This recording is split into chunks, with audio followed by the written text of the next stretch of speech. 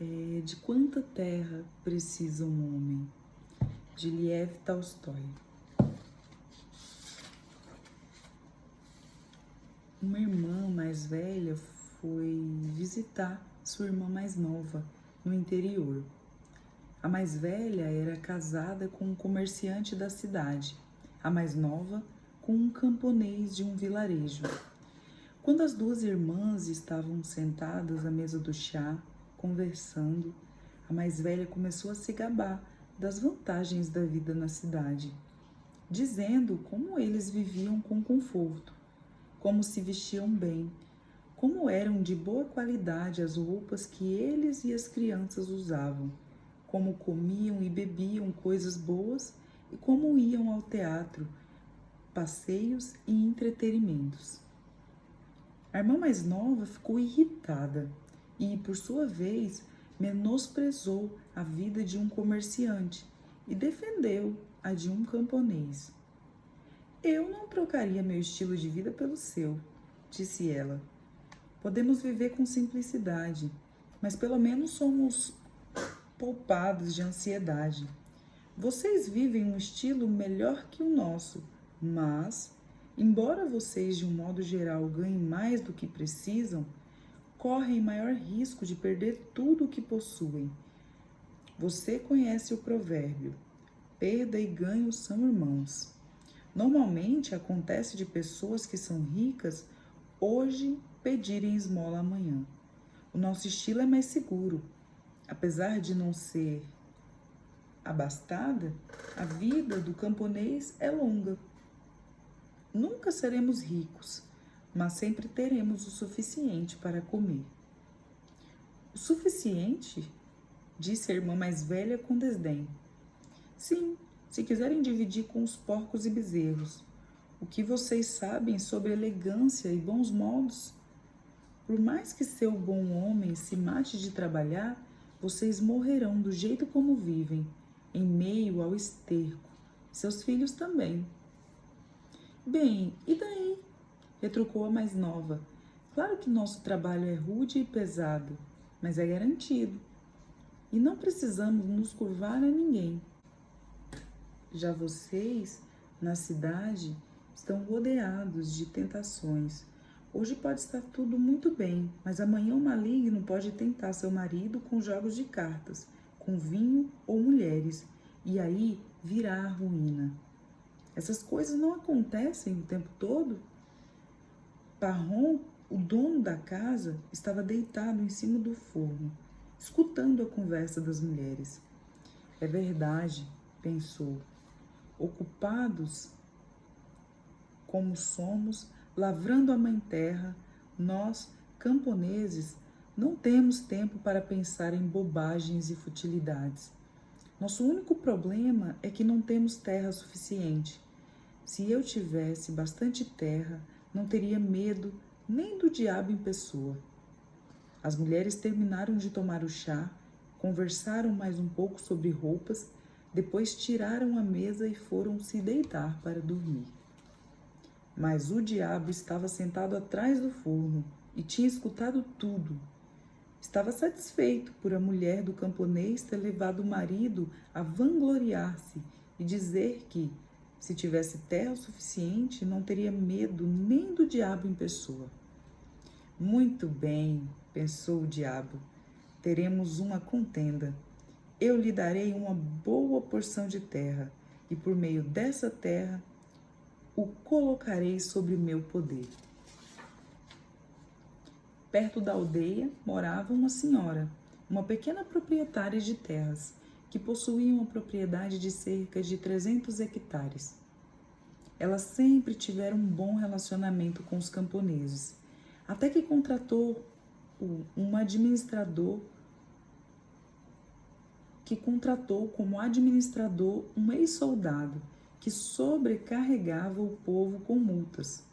Por mais que cuidadoso que Parron tentasse ser, acontecia de vez em quando de um cavalo seu entrar na plantação de aveia da senhora, ou de uma vaca se afastar das outras e ir parar no jardim da casa dela, ou de bezerros irem pastar no prado dela, e eles sempre tinham de pagar uma multa.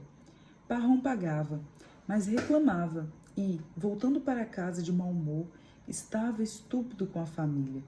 Durante aquele verão inteiro, Parrom havia tido muitos problemas por causa daquele administrador e ficou até contente quando o inverno chegou e o gado teve de ficar na estrebaria. Embora se ressentisse por ter de providenciar forragem quando os animais não podiam mais ir para as pastagens, pelo menos ficava tranquilo. No inverno, espalhou-se a notícia de que a senhora ia vender suas terras e que o dono de uma estalagem que ficava na estrada estava negociando com ela. Quando os camponeses souberam disso, ficaram alarmados. Bem, pensaram, se o estalajadeiro ficar com a propriedade, ele irá nos aplicar multas piores do que o atual administrador. Todos nós dependemos daquelas terras. Então os camponeses se uniram em nome de sua comunidade e pediram à proprietária para não vender a terra ao estalajadeiro, oferecendo um preço melhor. A proprietária concordou em vender para eles, e os camponeses tentaram fazer com que sua comunidade comprasse a propriedade inteira, de modo que passasse a pertencer a todos em comum. Reuniram-se 2 vezes para discutir o assunto, mas não conseguiram se entender. O maligno semeou discórdia entre eles, e eles não chegavam ao acordo. Então eles decidiram comprar a terra individualmente, cada um conforme suas posses. E a proprietária concordou com essa proposta, já que ela mesma não conseguia pensar em outra solução.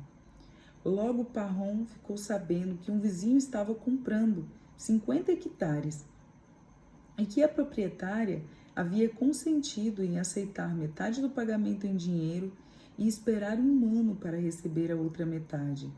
Parrom ficou com inveja. Veja só, pensou, a propriedade toda está sendo vendida e eu não conseguirei ter nem um lote. Então ele falou com a esposa. Outras pessoas estão comprando terras, disse ele, e precisamos comprar também uns 20 hectares. A vida está ficando impossível. Aquele administrador está simplesmente nos arruinando com suas multas. Então os dois pensaram juntos sobre como poderiam dar um jeito de comprar um pedaço de terra. Eles tinham 100 rublos guardados. Venderam um potro e metade de suas abelhas. Empregaram um dos filhos como operário e receberam o adiantamento de alguns salários. Pediram emprestado o restante a um cunhado e, assim, juntaram metade do valor necessário. Tendo feito isso, Parrom escolheu um lote de 40 hectares, parte dele arborizada, e foi procurar a proprietária para negociar a compra. Os dois chegaram a um acordo e fecharam o negócio. O camponês pagou um adiantamento e eles foram ao centro da aldeia para assinar a escritura, com o compromisso de que, tendo sido paga metade do preço, a outra metade seria paga em 2 anos. Dessa forma, agora Parrom possuía sua própria terra. Conseguiu sementes emprestadas e plantou-as na terra que havia comprado. A colheita foi boa e dentro de 1 ano ele conseguiu pagar o que devia à proprietária e ao cunhado. Assim, tornou-se um proprietário de terras, arando e semeando sua terra, produzindo seu próprio feno, cortando suas próprias árvores e alimentando o seu gado com seu próprio pasto. Quando ele saía para arar seus campos, ou para ver seu milharal crescer, ou para olhar os prados relvados, seu coração se enchia de alegria. A relva que crescia e as flores que floresciam ali pareciam a eles diferentes de tudo o mais que crescia em outras terras. Antes, quando ele passava por ali, parecia-lhe ser uma terra como qualquer outra, mas agora parecia muito diferente. Parrom estava bastante satisfeito. tudo estaria bem se os camponeses vizinhos não invadissem seus milharais e pastagens. Ele conversou educadamente com eles, mas mesmo assim eles continuavam invadindo. Os pastores deixavam as vacas entrar em seu prado, os cavalos que pastavam à noite se enfiavam no meio do seu milharal. Parrom os afugentava todas as vezes, perdoava os donos e, por um longo tempo, não processou ninguém. Mas por fim perdeu a paciência e prestou queixa no tribunal distrital. Ele sabia que era a necessidade que os camponeses tinham de um pedaço de terra, e não qualquer má intenção da parte deles, que causava o problema, mas pensava: não posso continuar ignorando isso, senão eles irão destruir tudo o que tenho. Eles precisam aprender uma lição. E foi o que fez. Multou um, depois outro, e por fim alguns camponeses foram multados. Depois de algum tempo, os vizinhos começaram a ter raiva dele por causa disso e passaram a deixar o gado invadir a terra dele de propósito. Um camponês chegou a entrar no bosque de Parrom certa noite e cortar 5 pés de limoeiro até o toco. Ao passar pelo bosque um dia, Parrom reparou em algo branco. Aproximou-se e viu os troncos descascados no chão, perto dos tocos onde antes as árvores estavam. Parrom ficou furioso. Se ele tivesse cortado uma aqui e outra ali, já teria sido bastante ruim, pensou, mas o infeliz cortou um aglomerado inteiro. Se eu descobrir quem fez isso, ele vai me pagar. Parrom quebrou a cabeça para descobrir quem poderia ter sido. Por fim, ele decidiu. Deve ser Simon. Ninguém mais faria isso. Então ele foi à casa de Simon para dar uma olhada, mas não encontrou nada. Conseguiu apenas ter uma discussão raivosa com ele. No entanto, ele agora tinha certeza de que havia sido Simon quem cortara as árvores e prestou queixa. Simon foi convocado, o caso foi julgado, rejulgado e no final Simon foi absolvido, por falta de provas contra ele. Parrom sentiu-se ainda mais indignado e despejou sua raiva no ancião e nos juízes. Vocês deixam os ladrões suborná-los, acusou. Se fossem honestos, não deixariam um ladrão em liberdade. Assim, Parrom discutiu com os juízes e com seus vizinhos. Começou a receber ameaças de que sua casa seria incendiada. Então, apesar de agora possuir sua terra, sua posição na comunidade estava pior que antes. A essa altura, começaram a circular rumores de que muitas pessoas estavam se mudando para outras localidades. Não há necessidade de eu deixar minha terra, pensou Parrom, mas alguns aldeões poderiam ir embora do vilarejo e assim sobraria mais espaço para nós. Eu ficaria com as terras deles e minha propriedade aumentaria. E então eu poderia viver melhor, do jeito que está agora. Do jeito que está agora, ainda estou muito apertado para me sentir confortável. Certo dia, Parrom estava em casa quando um camponês que passava pela aldeia parou para visitá-lo. Foi convidado para pernoitar e foi-lhe oferecido jantar.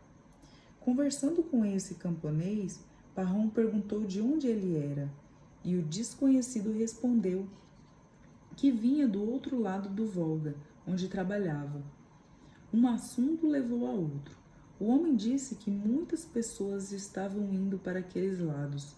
Contou que algumas pessoas de seu povoado haviam se estabelecido lá, que haviam se associado à comunidade e que 25 hectares de terra haviam sido garantidos a cada lavrador. A terra era tão boa, disse ele, que o centeio crescia a uma altura maior que a de um cavalo, e tão espesso que 5 cortes de foice formavam um feixe. Um camponês contou, ele tinha começado com as mãos vazias e agora possuía 5 cavalos e 2 vacas. O coração de Parrom se inflamou de desejo. Ele pensou: por que eu deveria continuar sofrendo neste buraco estreito se posso viver tão bem em outro lugar? Venderei minha terra e minha casa aqui e, com o dinheiro, começarei uma vida nova lá. Neste lugar superpovoado, sempre temos problemas. Mas primeiro preciso ir até lá para ver direito como é isso. Com a proximidade do verão, ele se preparou e partiu. Desceu o Volga de barco até Samara. Depois caminhou quase 500 quilômetros e finalmente chegou ao lugar. Era exatamente como o homem havia falado. Os camponeses possuíam terras, cada um tinha 25 hectares de terra à disposição para seu uso, e qualquer um que tivesse dinheiro podia comprar, a 50 centavos o hectare, a terra própria que quisesse. Tendo descoberto tudo o que queria saber, Parrom voltou para casa no início do outono e começou a vender seus bens. Vendeu sua terra com lucro, vendeu sua casa e todo o gado e desligou-se da comunidade. Esperou apenas a chegada da primavera e então foi embora com a família. Assim que Parrom e sua família chegaram à nova morada, ele solicitou admissão na comunidade de um grande povoado. Tratou com os anciãos e obteve os documentos necessários.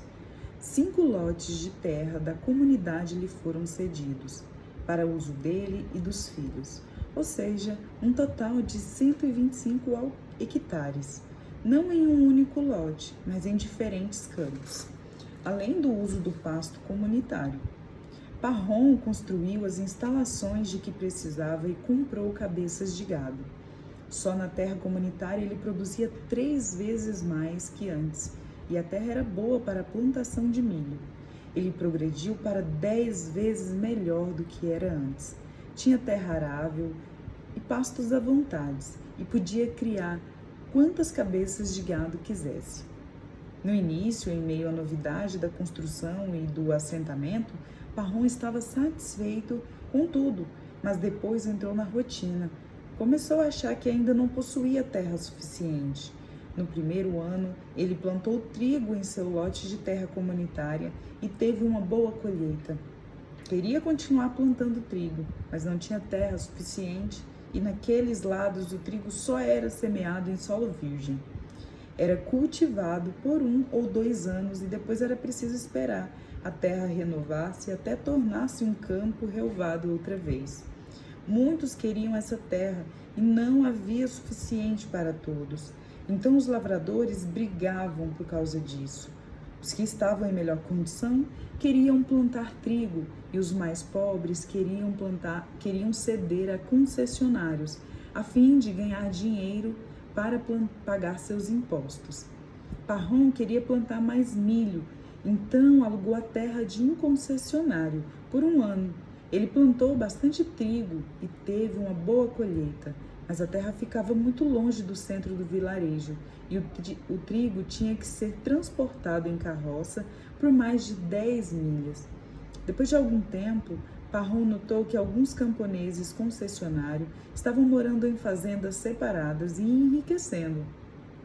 E pensou, se eu comprasse terra própria e morasse nela, seria diferente.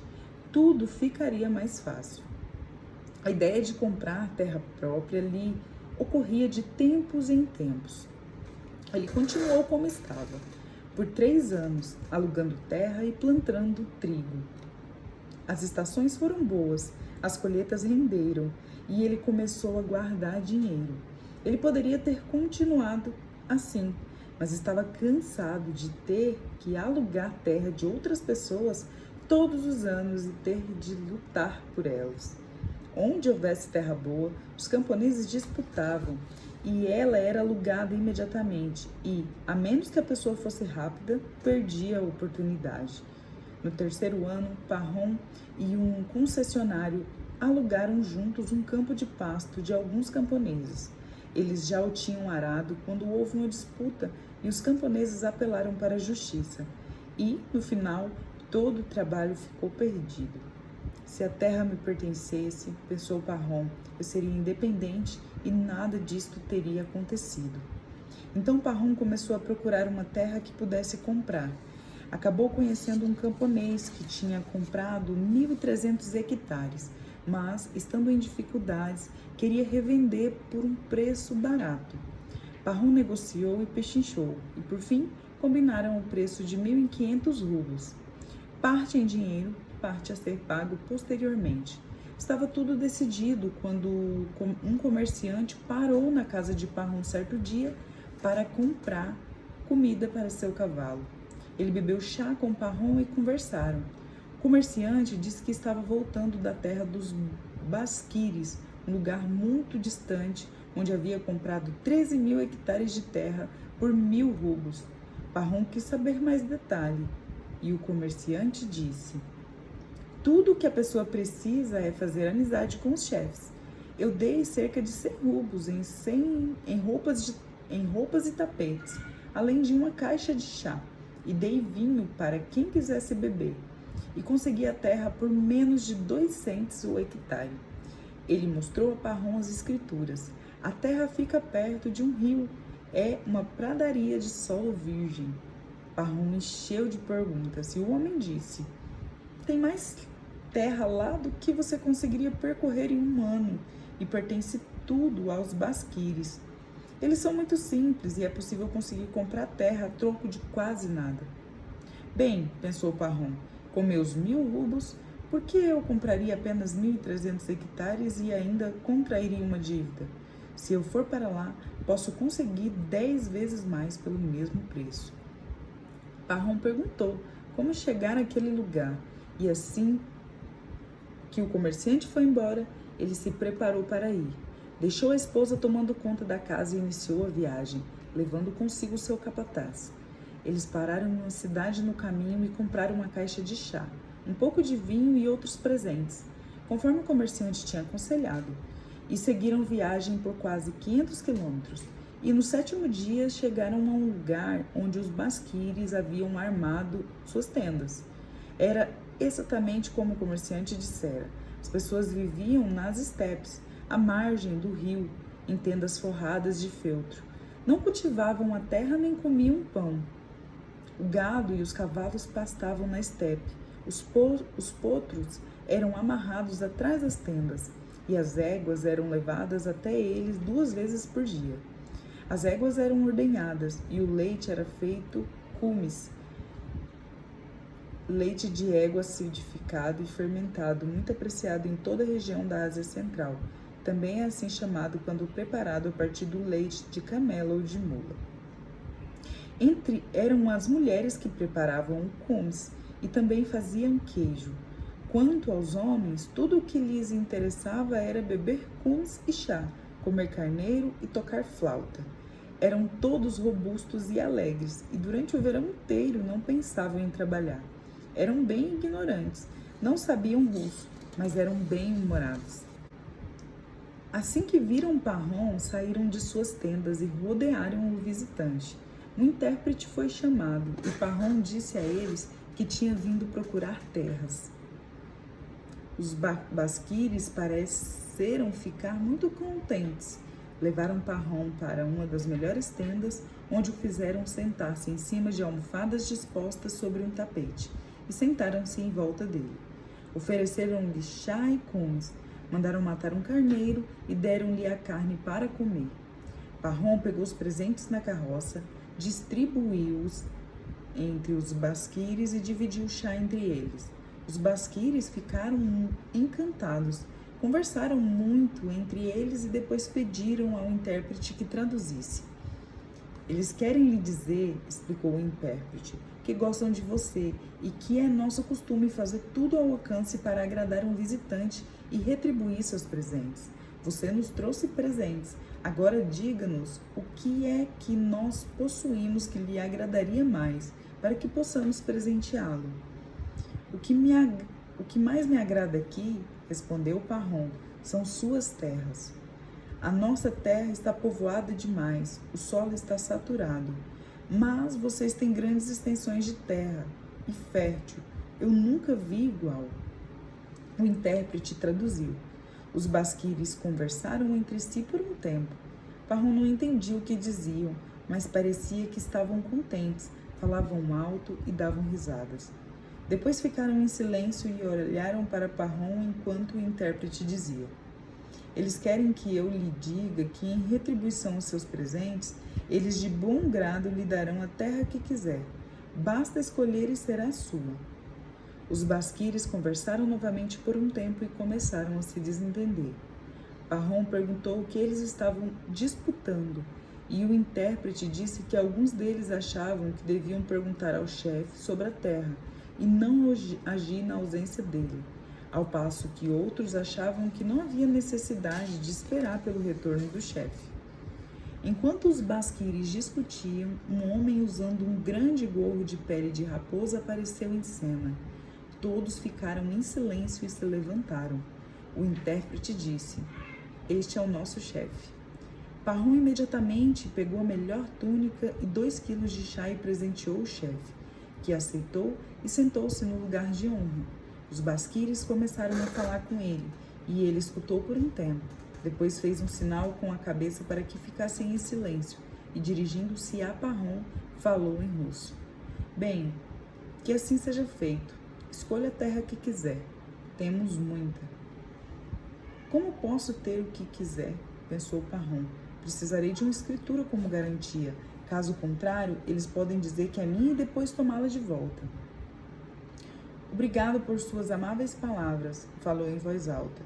Vocês possuem grandes extensões de terra e eu só quero um pedaço, mas gostaria de ter certeza de que pertencerá a mim. Será que poderá ser medida e entregue a mim? A vida e a morte estão nas mãos de Deus. Vocês são pessoas bondosas e me entregarão a terra, mas seus filhos poderão querê-la de volta um dia. Você tem razão, disse o chefe. Faremos com o que pertença a você. Eu soube que um comerciante esteve aqui, continuou Parrom, que vocês venderam a ele um lote de terra também e assinaram uma escritura. Eu gostaria que fosse feito o mesmo. O chefe compreendeu. Sim, respondeu. Isso pode ser feito facilmente. Temos um escriba e iremos ao povoado com você para lavrar a escritura. E qual será o preço? Indagou Parrom. Nosso preço é sempre o mesmo, 1000 rublos o dia. Parrom não entendeu. O dia? Que medida é essa? Equivale a quantos hectares? Não sabemos fazer esse cálculo, disse o chefe. Vendemos o dia. A extensão que você conseguir percorrer a pé em um dia será sua. O preço é 1000 rublos por essa extensão. Parrom estava surpreso. Mas em um dia é possível percorrer uma longa extensão de terra, disse. O chefe riu. Será toda sua, exclamou. Mas há uma condição. Se você não retornar no mesmo dia ao ponto de partida, perderá seu dinheiro. Mas como vou marcar até onde conseguir chegar? Bem, podemos ir a qualquer ponto que você queira e ficar lá. Você começa a andar desse ponto, levando-o a pá. Sempre que achar necessário, faça uma marca na terra com a pá. Cave um buraco e empilhe a relva. Depois iremos com um arado de buraco em buraco. Você pode fazer o circuito que quiser, mas antes do pôr do sol deve estar de volta ao ponto de partida. Toda a terra que você percorrer será sua. Parrom estava encantado. Ficou decidido que faria isso na manhã seguinte. Eles conversaram um pouco e, depois de beber um pouco mais de cumes e comer mais carneiro, beberam chá outra vez, e então anoiteceu. Eles colocaram à disposição de Parrom um colchão de penas para dormir, e os basquires se dispersaram para a noite, prometendo reunir-se ao alvorecer e cavalgar antes de o sol nascer até o ponto escolhido. Parrom deitou-se no colchão de penas, mas não conseguia dormir. Ficava pensando na terra. Que longa distância conseguirei percorrer? Ele pensava. Posso facilmente andar 35 milhas em um dia. Os dias são longos nesta época do ano, e um circuito de 35 milhas é muita terra. Venderei a parte que não for boa ou a deixarei para os camponeses, e ficarei com a terra mais fértil e a cultivarei. Comprarei 2 parelhas de bois e contratarei mais 2 trabalhadores. Cerca de 150 hectares de terra serão arados, e o restante será para o gado pastar. Parrom ficou acordado a noite inteira e cochilou só um pouco logo antes de amanhecer. Mal fechou os olhos, ele teve um sonho. Sonhou que estava naquela mesma tenda e que ouvia alguém rir baixinho do lado de fora. Pensou quem poderia ser, levantou-se e saiu para olhar, e viu o chefe Basquiri sentado em frente à tenda, com os braços cruzados sobre a barriga e rindo muito. Aproximando-se do chefe, Parrom perguntou: "Por que está rindo?" Mas então viu que não era mais o chefe, e sim o comerciante que recentemente estivera em sua casa e lhe contara sobre a terra. No instante em que Parrom ia perguntar quanto tempo fazia que ele estava ali, ele viu que não era o comerciante, e sim o camponês que viera do Volga, tempos atrás, até sua antiga casa.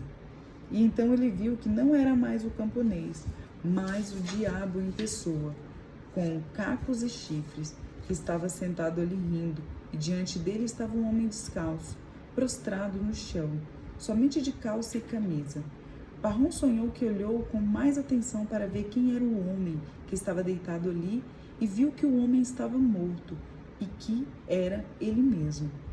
Acordou horrorizado. É cada coisa que a gente sonha, pensou. Olhando em volta, viu pela entrada da tenda que o dia estava nascendo. Hora de acordar os outros, pensou. Precisamos partir. Levantou-se, chamou seu capataz, que estava dormindo na carroça, ordenou que encilhasse os cavalos e foi chamar os basquires. Está na hora de ir para a estepe medir a terra, avisou. Os basquires se levantaram e se reuniram, e o chefe também veio. Então começaram a beber cumes outra vez e ofereceram a Parrom um pouco de chá, mas ele não queria esperar mais. Se é para ir, vamos, está mais do que na hora, disse. Os basquires se aprontaram e todos partiram. Alguns montaram em cavalos, alguns em carroças. Parrom conduziu sua pequena carroça com seu capataz e levou consigo uma pá. Quando chegaram à estepe, o céu começava a clarear. Eles subiram um pequeno morro, chamado pelos basquires de Chicam. Desmontaram de seus cavalos e carroças e se reuniram em um local. O chefe foi até Parrom e estendeu o braço em direção à planície. Está vendo? Disse ele. Tudo isso até onde a vista pode alcançar é nosso. Você pode ter o que quiser. Os olhos de Parrom brilharam. Era tudo solo virgem, plano como a palma da mão, preto como semente de papoula, e nas depressões cresciam os diferentes tipos de matos, à altura do peito de um homem. O chefe tirou o gorro de pele de raposa, colocou-o no chão e disse: "Aqui será a marca. Comece daqui e retorne para cá. A terra que você percorrer será sua." Parrom pegou o dinheiro e colocou dentro do gorro. Depois tirou o casaco, ficando só de colete. Desamarrou o cordão e amarrou-o bem abaixo do abdômen. Colocou um pequeno saco de pão no bolso. Amarrou um cantil de água ao cordão, puxou o cano das botas, pegou a pá das mãos do capataz e preparou-se para começar. Pensou por um momento qual seria a melhor direção a seguir, porque todos os lados eram tentadores. "Não importa", concluiu ele, "irei em direção ao sol nascente." Ele virou-se para o leste, aprumou-se e esperou o sol surgir no horizonte. "Não posso perder tempo", pensou, "e é mais fácil andar enquanto ainda está fresco." Os raios de sol mal tinham começado a aparecer quando Parrom, carregando a pá sobre o ombro, partiu para a estepe. Ele começou a andar, não muito devagar nem muito rápido. Depois de percorrer 1000 metros, cavou um buraco e empilhou o mato para que ficasse mais visível. Então continuou andando e ganhando disposição e ritmo. Apressou o passo. Depois de algum tempo, cavou outro buraco. Parrom olhou para trás. O morro podia ser visto distintivamente à luz do sol, com o grupo de pessoas no topo e as rodas brilhantes das carroças. Parrom calculou que havia percorrido cerca de 3 milhas. Estava esquentando e ele tirou o colete, jogou-o sobre o ombro e prosseguiu.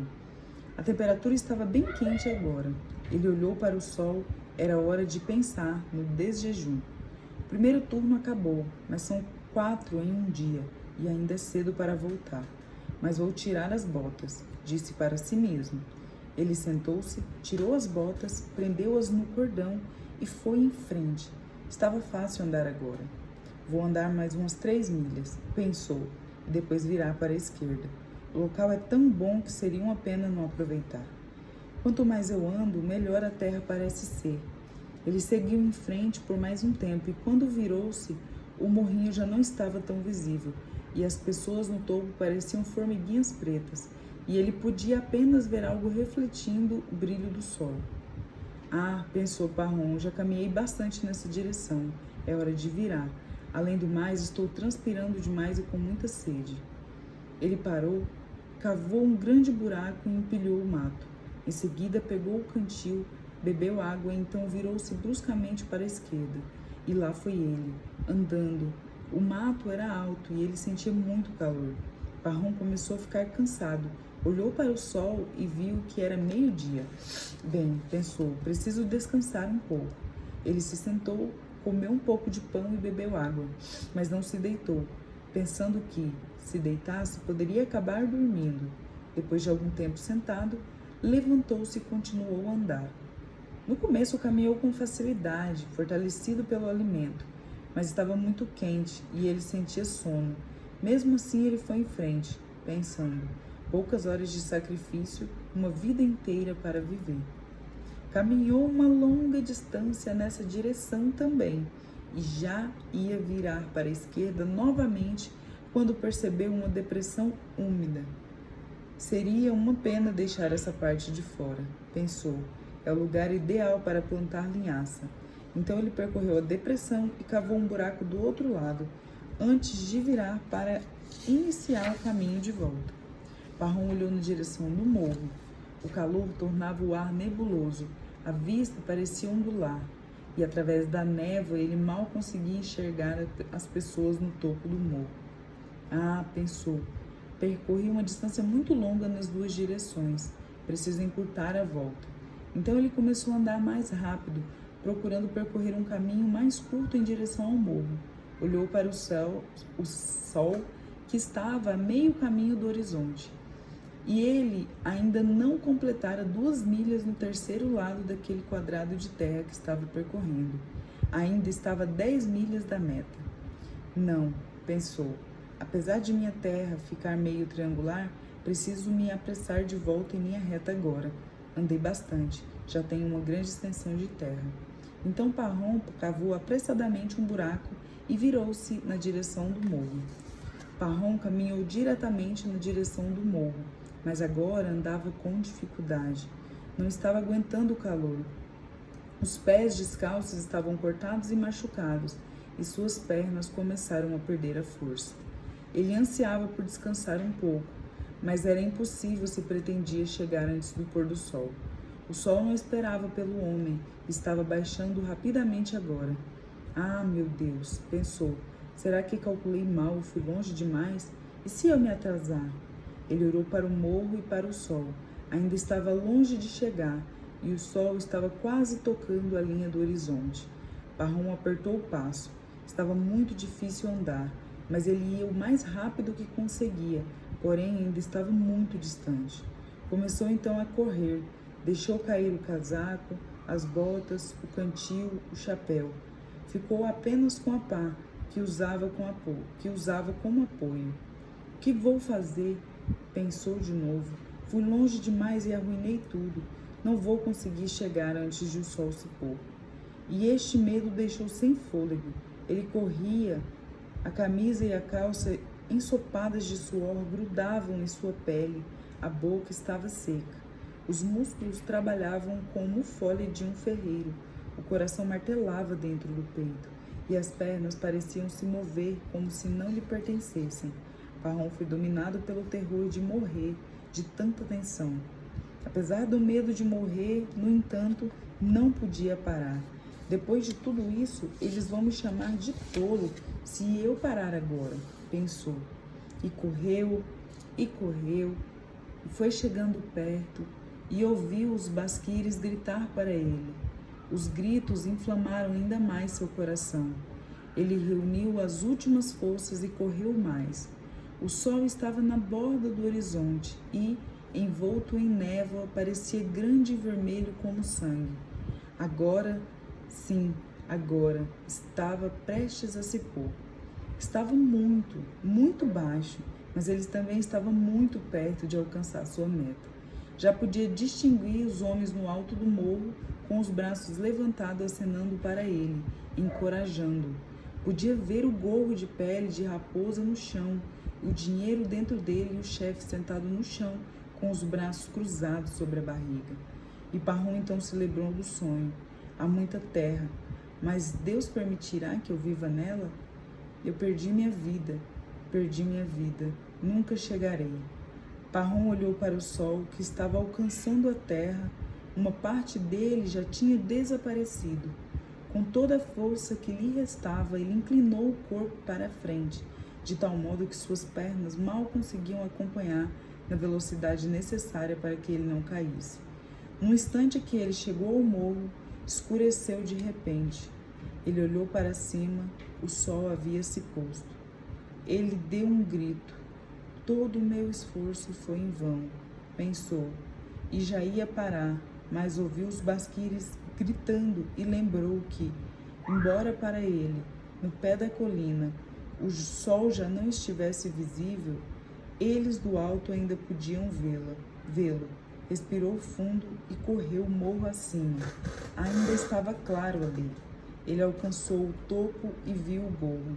Ao lado, o chefe ria muito, com os braços cruzados sobre a barriga. Parrom lembrou-se novamente do sonho e deu um grito. Suas pernas cederam e ele caiu para a frente com os braços estendidos, alcançando o gorro. Ah, que ótimo sujeito! Exclamou o chefe. Ganhou muita terra. O servo de Parrom correu e tentou levantá-la, mas viu que havia sangue escorrendo de sua boca. Parrom estava morto. Os basquires estalaram a língua e balançaram a cabeça, demonstrando pena. O servo pegou a pá e cavou uma sepultura de tamanho suficiente para que Parrom coubesse deitado lá dentro, e o enterrou. 1,80 m, da cabeça aos pés. Era o que bastava.